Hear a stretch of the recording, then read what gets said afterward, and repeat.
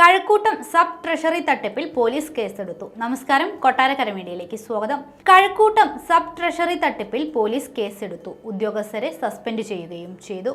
വിശദമായ അന്വേഷണം നടത്തുമെന്ന് ട്രഷറി ഡയറക്ടർ അറിയിച്ചു. വ്യാജ ചെക്ക് ഉപയോഗിച്ച് 2 ലക്ഷം രൂപ അക്കൗണ്ടിൽ നിന്നും മറ്റാരോ മാറ്റിയെടുത്തു എന്നാണ് ശ്രീകാര്യം സ്വദേശിയായ മോഹനകുമാരിയുടെ പരാതി. മോഹനകുമാരിയുടെ ഭർത്താവിന്റെ പെൻഷനാണ് ട്രഷറിയിലേക്ക് എത്തുന്നത്.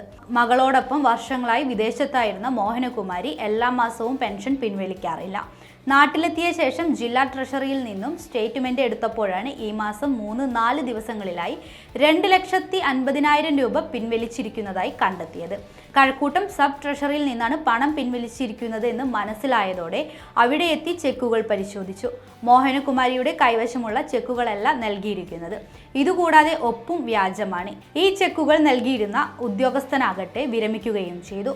ജില്ലാ ട്രഷറി ഓഫീസർക്ക് കൊടുത്ത പരാതിയിൽ പരിശോധന തുടങ്ങി. ഉദ്യോഗസ്ഥരുടെ സഹായത്തോടെയാകാം തട്ടിപ്പെന്നാണ് സംശയം. CCTV ഉൾപ്പെടെ പരിശോധിക്കുന്നുണ്ട്. വഞ്ചിയൂർ സബ് ട്രഷറിയിലെ ഉദ്യോഗസ്ഥൻ ഓൺലൈൻ റമ്മി കളിക്കാൻ ട്രഷറിയിലെ പണം തട്ടിയെടുത്തത് ഏറെ വിവാദമായിരുന്നു.